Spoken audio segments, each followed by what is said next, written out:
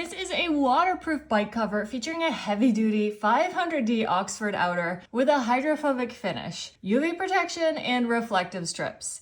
It's easy to secure and also easy to access inside with its buckles and a zipper. Plus, you've got handles and even a carry pouch. I was sent this to review from Bst Jyob, so let me show you a closer look. This is the inside, the UV protected layer.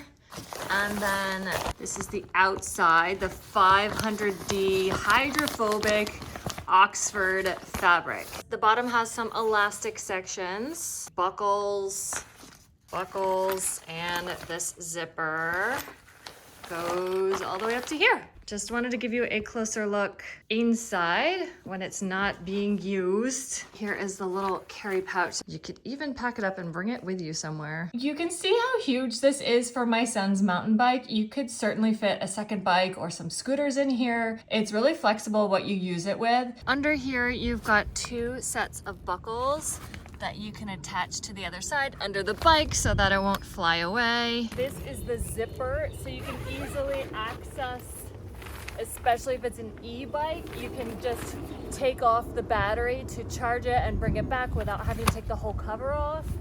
Really convenient.